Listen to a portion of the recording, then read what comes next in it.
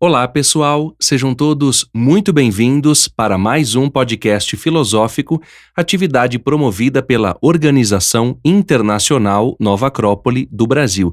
E para a nossa conversa de hoje, recebemos o professor voluntário Vitor de Lucena, da sede de Ipatinga, em Minas Gerais. Seja muito bem-vindo, Vitor. Olá, Danilo. Muito obrigado por mais essa oportunidade de um diálogo filosófico. Muito importante esse trabalho que está sendo realizado e eu estou muito feliz de estar aqui com você. A recíproca é verdadeira, Vitor. Também estou muito feliz de estarmos juntos gravando mais um podcast novamente. E o tema que você escolheu é muito importante para o momento atual. Nós conversávamos antes de iniciarmos a gravação e o nosso tema hoje vai ser como melhorar nossas relações humanas. É um tema bastante pertinente. E eu gostaria que você começasse, Vitor, falando sobre o ser humano como ser social. E nós temos visto nos noticiários, na vida cotidiana de um modo geral, uma valorização da violência, daquilo que ocorre de pior no mundo com as pessoas, como se todos estivessem se enfrentando a todo momento e como todas as pessoas sendo ruins, efetivamente falando. Ou seja, há um interesse em divulgar o pior do ser humano, mas há muita bondade, há muitas pessoas fazendo coisas belíssimas pelos demais, por si mesmas, e isso é importante da gente ressaltar. E tratando desse ponto, Vitor, é importante compreendermos o ser humano como esse ser social, ou seja, o que nós podemos oferecer aos outros de melhor, evitando assim conflitos e enfrentamentos. Gostaria que você falasse desse ponto para começarmos o nosso podcast de hoje. Muito bom, Danilo. Isso me parece que é algo unânime, essa ideia de que o ser humano, ele se realiza com o próximo, ele se realiza em sociedade. Ou seja, o ser humano, ele é, de fato, um ser social. Nós constituímos famílias, nós traçamos interações, relações de amizade, formamos cidades, formamos países. Ou seja, isso parece ser muito próprio da condição humana, dessa etapa da evolução tão bela que é a etapa humana.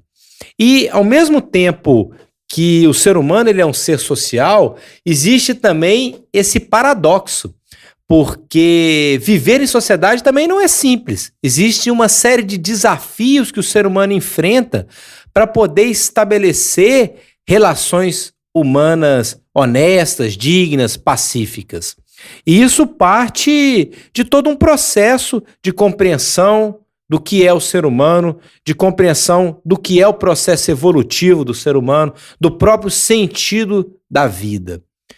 Compreender, aceitar, respeitar as diferenças, tudo isso está dentro dos elementos, das virtudes necessárias para que a gente possa melhorar as nossas relações humanas. Afinal de contas, o que dá o colorido ao mundo e às relações é exatamente a diferença que há entre os seres humanos. Afinal de contas, que graça teria se todo mundo fosse igual, se todo mundo gostasse da mesma cor, se todo mundo torcesse para o mesmo time, tivesse o mesmo tipo de música, um só tipo de carro, um só tipo de arte. Não é assim que são os processos. E a graça do mundo está exatamente na unidade através da diferença. E isso a gente observa que várias civilizações, elas tiveram, de certa forma, uma condição mais harmônica, uma condição de unidade. Eu tomo por base uma civilização interessantíssima e muito marcante na história da humanidade, que foram os romanos. Roma foi uma das maiores, se não a maior civilização que se tem notícia. E foi grande exatamente porque soube respeitar as diversas culturas, sabia respeitar as diferenças. É muito interessante, porque quando um determinado território ele passava de alguma forma a pertencer ao Império Romano, Roma não tirava desse local a sua religião, a sua cultura, a sua forma de vida. Pelo contrário, Roma procurava dar um aporte civilizatório, ajudar aquele território, aquela sociedade a evoluir também. Então tinha uma ideia muito bonita em Roma, que dizia que romano é qualquer ser humano civilizado que nascesse em qualquer parte do mundo. E essa civilização, ela entra em decadência exatamente quando surge uma ideia de fanatismo, quando perde essa condição fundamental do seu ecletismo e coloca como se houvesse apenas uma verdade, como se apenas um ponto de vista fosse o válido. Então há essa necessidade de harmonizar as nossas relações interpessoais e podemos nos inspirar na história da humanidade. Essa ideia da história como uma mestra de vida, aprender com a história. Geralmente, quando falamos, por exemplo, de uma ideia de saúde, quando colocamos a saúde individual do ser humano, nós pensamos numa ideia de unidade. Ou seja, cada órgão, cada elemento do nosso corpo funcionando, servindo ao todo, servindo a essa totalidade. E da mesma forma, nós podemos falar de uma saúde social, certo? Onde cada elemento da sociedade faz aquilo que está vocacionado, ou seja, faz aquilo que se relaciona com o próprio sentido da existência individual de cada ser humano. Isso traz essa ideia dessa saúde. Veja que hoje nós podemos cometer um erro de haver uma supervalorização da competição, né? Então nós desde muito cedo, desde a mais tenra idade, parece que a gente costuma fazer isso, de dizer que a gente está sempre competindo com o outro. Nasce uma ideia muito distorcida, que é a ideia de se destacar. Ou seja, veja que essa ideia, isso parece ser algo positivo, pode não ser, porque pode gerar um processo de violência, pode gerar um processo de incompreensão. A gente não deveria ensinar isso para as nossas crianças, por exemplo, que ele deve se destacar. Não, ele deve se unir, ele deve ser o melhor que ele pode para que ele esteja cada vez mais unido com os demais seres humanos. Você trouxe questões simples, sutis e muito importantes que vão entrando na nossa mente às vezes e gerando essa falsa ideia de que nós somos melhores do que os outros. Isso é uma arrogância, é uma vaidade. Nós devemos ser melhor do que nós mesmos, ou seja, melhor do que éramos antes, do que éramos ontem. E isso tem que ser algo muito vívido para nós. Não pode ser uma ilusão, uma fantasia, onde eu acho que eu estou me melhorando, mas não tenho a opinião de alguém que tem muita consciência sobre o meu comportamento. Primeiro, porque se eu não tenho, é natural que eu discorde de alguém que venha me corrigir. Mas se eu tenho bom senso e olho para mim, eu vou procurar corrigir o meu comportamento, porque isso pode impactar de maneira negativa na convivência com os demais. E quando a gente fala disso, lembramos da ideia da cortesia, que vem das cortes, de um grupo distinto. E não estamos falando aqui de elitismo, longe disso, mas de um grupo distinto do ponto de vista moral, do ponto de vista humano, de um comportamento mais digno, mais respeitoso, de cuidado e atenção para com todas as pessoas. Todas as pessoas. Isso é muito importante. O bom anfitrião, por exemplo, é uma pessoa de cortesia, porque ele recebe bem as pessoas em sua casa ou aonde quer que seja, de maneira natural, porque essa pessoa busca, através da gentileza, uma boa convivência. E bem compreendido essa ideia e bem vivida, podemos nos aproximar da concórdia, que é essa ideia romana do coração com coração. E é natural que nós, como não temos esse nível todo, podemos achar que temos do ponto de vista de uma fraternidade, mas na prática não temos. Às vezes não gostamos de alguma pessoa e o contrário também ocorre. Porém, podemos buscar ver o melhor que há nessa pessoa. E isso depende única e exclusivamente de nós. Eu gostaria que você comentasse um pouco a respeito disso, Vitor. Então, eu queria trazer de começo uma reflexão que nos remete à tradição hermética, que dizia que o ser humano ele é um microcosmos inserido no macrocosmos.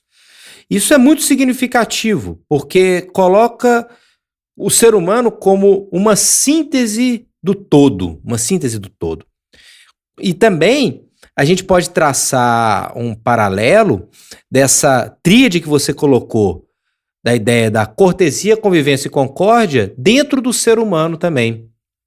Os gregos e os romanos, eles tinham a ideia do ser humano constituído de 3 elementos também, que eram nous, ou seja, um elemento espiritual, imortal, aquilo que tem uma relação com o próprio ser, um elemento intermediário, que seria a psique, relacionado com a nossa mente, com as nossas emoções, e o soma, que seria o próprio corpo físico, né? O próprio sistema biológico do ser humano.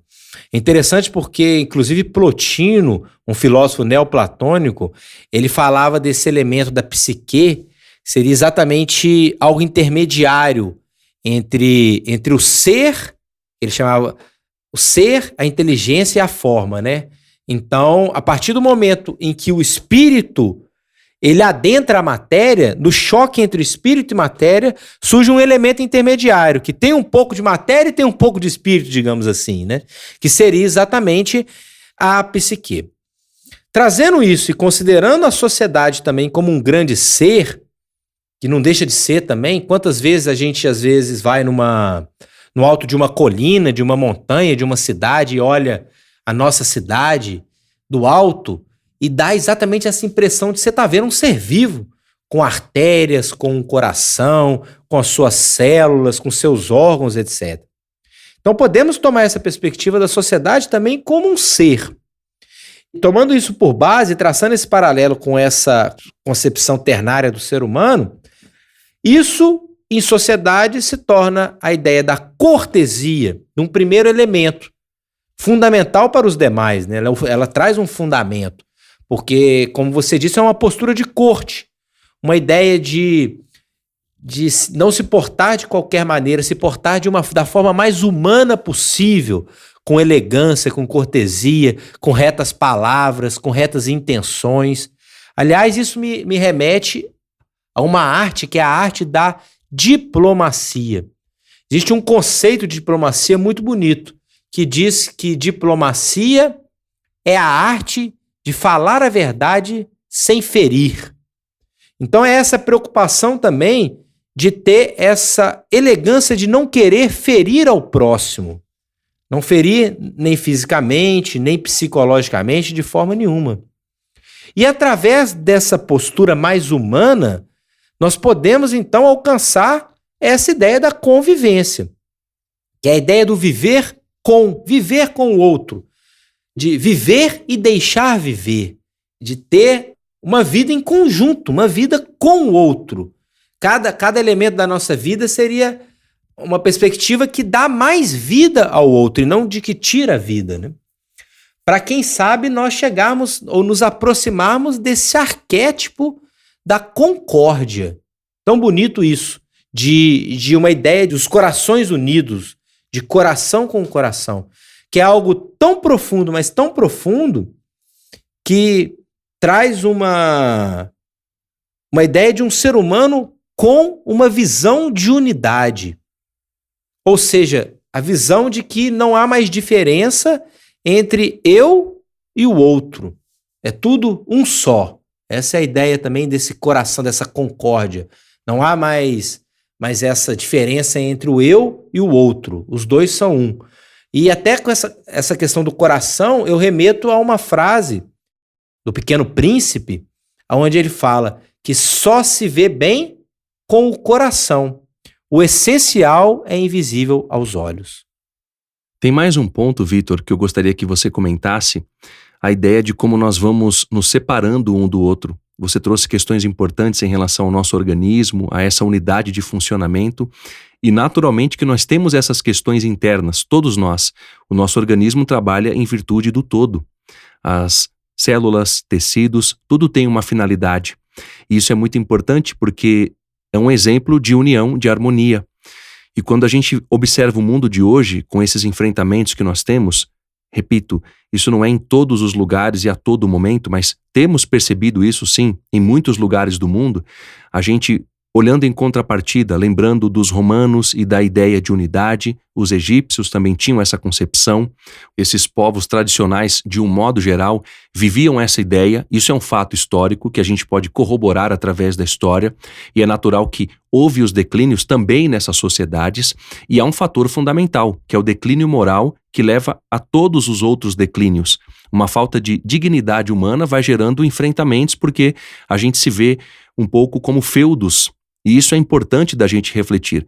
E lembrando a filósofa russa Helena Blavatsky, que nós sempre comentamos aqui em nossos podcasts, a ideia que ela traz da separatividade na sua obra A Voz do Silêncio é muito interessante porque ela vai falar de que nós devemos evitar essa heresia.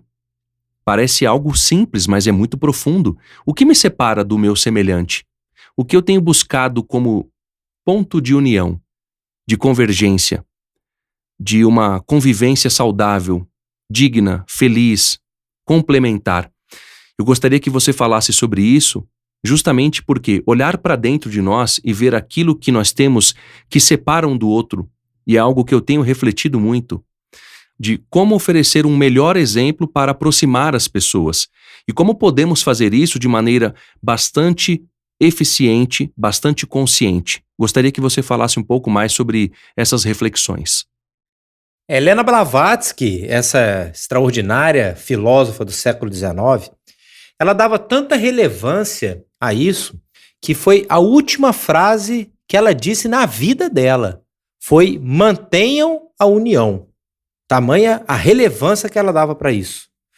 Vejam que é muito interessante, porque a união é uma característica da vida e a desintegração é uma característica da morte.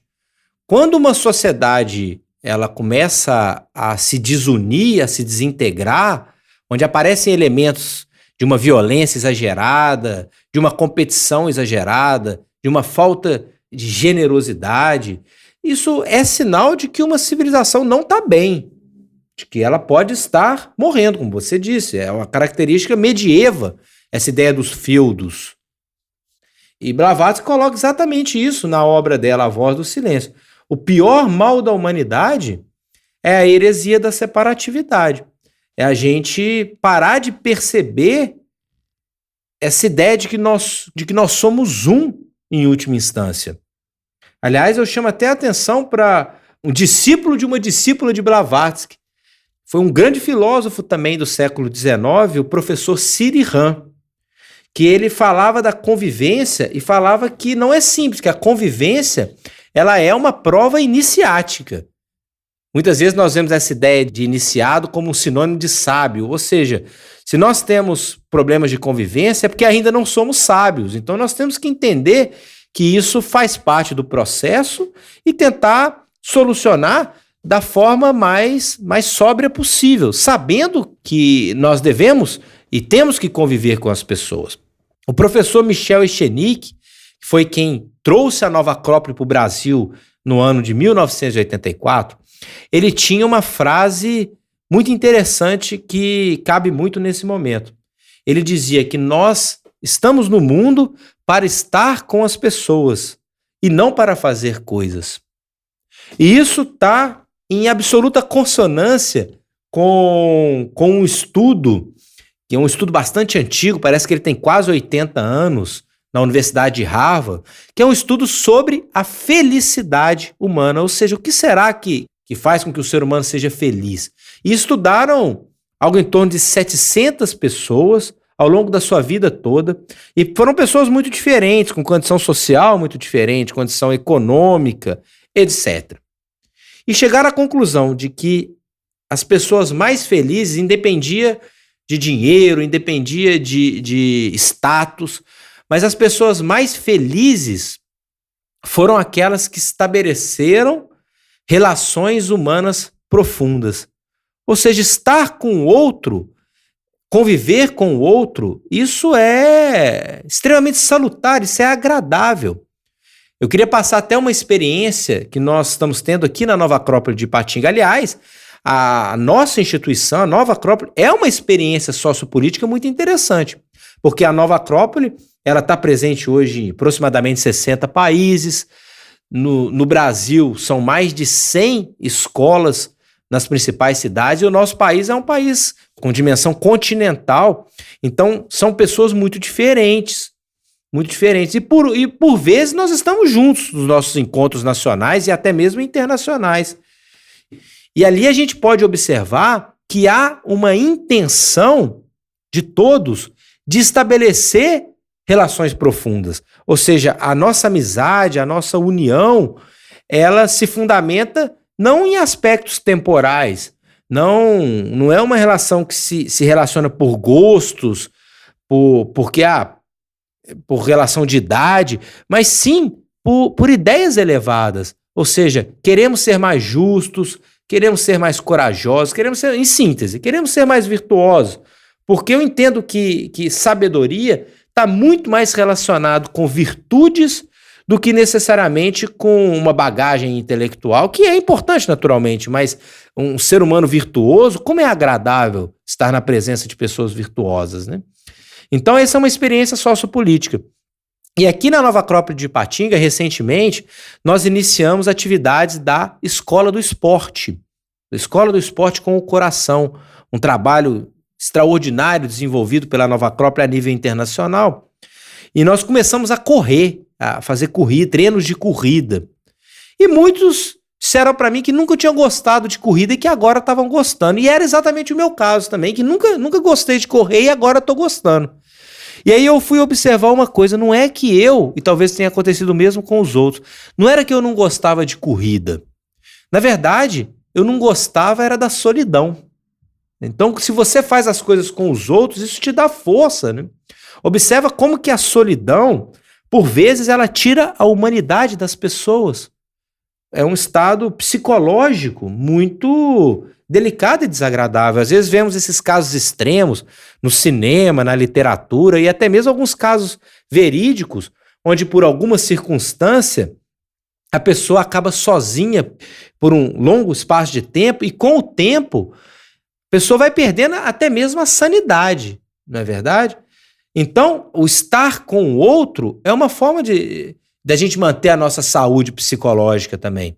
E isso parte até de uma ideia de amizade, disso que é tão profundo, que é tão belo.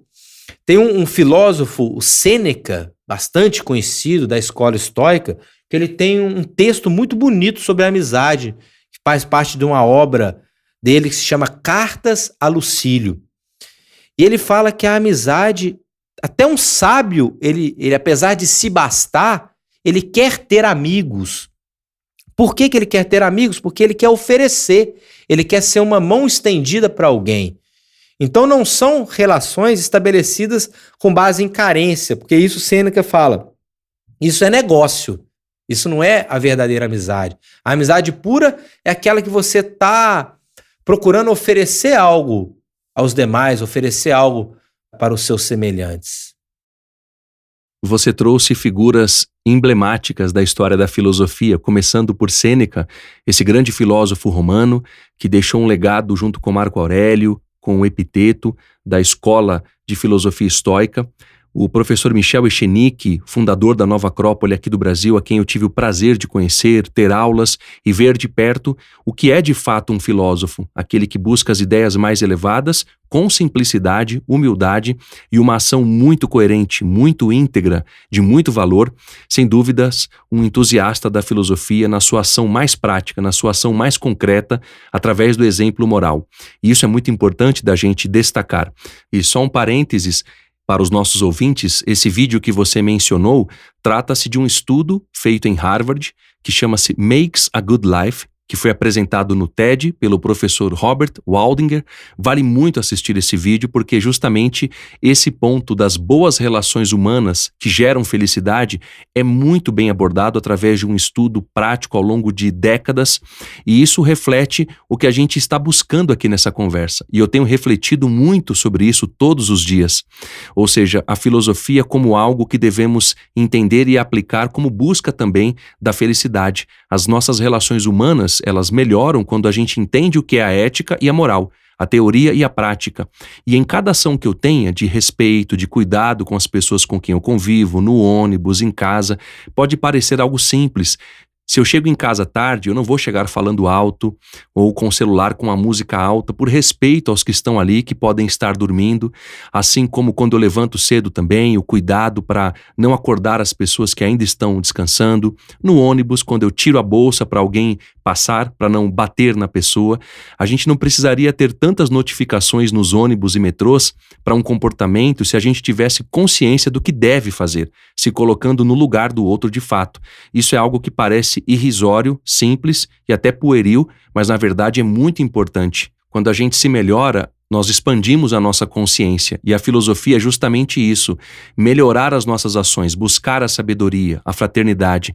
Se a gente fala disso e não vive, nós não somos filósofos, mas sofistas, como falava Sócrates. A gente precisa aprender, não é, Vitor, a caminhar para esse aprendizado. Nós vamos errar, e isso é um fato, porém, devemos ter consciência do erro e nos melhorarmos. Nesse imenso quebra-cabeças da vida, cada um de nós é uma peça. Eu gostaria que você trouxesse as suas reflexões finais nesse sentido, ou seja, cada um de nós como uma peça, oferecendo o seu melhor para que haja um encaixe natural, harmônico e de uma boa convivência humana. Então, Danilo, a nossa linha de reflexão, ela tem várias possibilidades, porque é um tema que realmente ele não se esgota e está longe disso. Eu gostaria de trazer uma reflexão aqui sobre a ideia de individualidade e parte. Ocorre o seguinte, isso é algo que a gente observa em toda a natureza. Por exemplo, um átomo, ele possui uma individualidade. Porém, a partir do momento que ele se une com seus semelhantes, ele forma ali uma molécula, certo? Que é uma individualidade, e ao mesmo tempo se une com outros e forma uma célula, que une com outros e forma um órgão, até chegar no ser humano. O mesmo processo nós observamos no macrocosmos. Um planeta é um ser em si, se alia com outros, com uma estrela, forma um sistema estelar, que por sinal aliada a outros, forma uma galáxia, um ninho de galáxias, e isso vai até a inconcebível unidade absoluta. Agora, será que isso acontece com tudo, no microcosmos e no macrocosmos, e logo com o ser humano isso não aconteceria? Será que o ser humano, então, todos nós não somos um? Apesar de a gente ter a dificuldade de conceber racionalmente que ser é esse que todos nós juntos concebemos, porque a partir do momento que a gente leva isso em consideração, não teria o menor cabimento a gente desejar, por exemplo, mal para alguém. Porque ao fazê-lo seria o equivalente à nossa mão desejar mal do nosso pé. Seria algo que foge a uma lógica, seria um absurdo. Então, de maneira bastante prática, como que a gente pode levar isso? Bem, talvez sorrir mais e criticar menos. Porque, às vezes, somos tão fomentados a criticar, a competir, ter juízo de tudo e de todos. Existem formas mais harmônicas, nós estamos todos no mesmo barco, procurando ser felizes, procurando evoluir, procurando ser seres humanos melhores. Outro aspecto também que pode nos possibilitar conviver melhor é o desenvolvimento de virtudes humanas, como estamos colocando, a generosidade. Eu remeto novamente a Helena Blavatsky, que ela dizia que a sabedoria está em uma vida generosa aliada a muitas e muitas vidas generosas. Aliás, relacionado a isso é o que todos os mestres vão dizer, né? Todos os sábios, todos os filósofos vão dizer a respeito desse amor pelo outro, dessa consideração pelos outros, dessas formas de interação sem desejo, sem julgamentos. Aliás, Blavatsky tem uma passagem interessante também, porque uma vez um amigo dela comentou com ela, falou, olha, ele disse para ela que ficava impressionado como que as pessoas cresciam quando estavam na sua presença. E ela disse, olha, isso é muito simples, não tem mágica nisso. Eu apenas olho na pessoa que ela tem de melhor, a sua parte luminosa.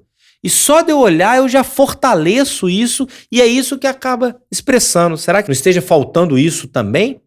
A gente reconhecer essa divindade, reconhecer essa parte luminosa em nós e no outro?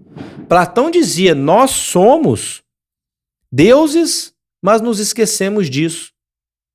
Então o ser humano é um ser extraordinário. Precisamos voltar a acreditar no ser humano, tirar essas ideias que colocam o ser humano como algo ruim. Não, isso é uma sombra, isso é uma sujeira. E não está deixando a gente perceber essa parte gloriosa, essa parte luminosa. O ser humano nasceu para ser feliz. Nós não nascemos para poder viver em conflito com o outro, mas o conflito tem que ser uma oportunidade de harmonização, de pacificação, de encontro conosco mesmo. E a partir do momento em que a gente conseguir harmonizar internamente, isso naturalmente vai harmonizar externamente também, né? Então, procurar conhecer a nós mesmos, como diriam os gregos, conheça-te a ti mesmo e conhecerás o universo e todas as coisas. E eu gostaria de encerrar com uma máxima pitagórica. Os pitagóricos, eles tinham uma frase que pode solucionar, eu diria, boa parte dos problemas de convivência e até mesmo dos problemas da humanidade em geral. Eles diziam que nós devemos deixar os lugares e as pessoas que passam por nós um pouco melhores do que encontramos. Bem, diante dessa belíssima frase, não há mais o que acrescentar. Só agradecer, Vitor, a sua presença novamente aqui no podcast da Nova Acrópole e, claro, desejo que seja sempre muito bem-vindo. Obrigado, Danilo. Até breve. Até breve, Vitor. Para aqueles que queiram nos contatar, basta acessar nova-acrópole.org.br/podcast. E para quem quiser saber mais sobre o nosso curso de Filosofia para Viver, basta acessar nova-acrópole.org.br. Até a próxima!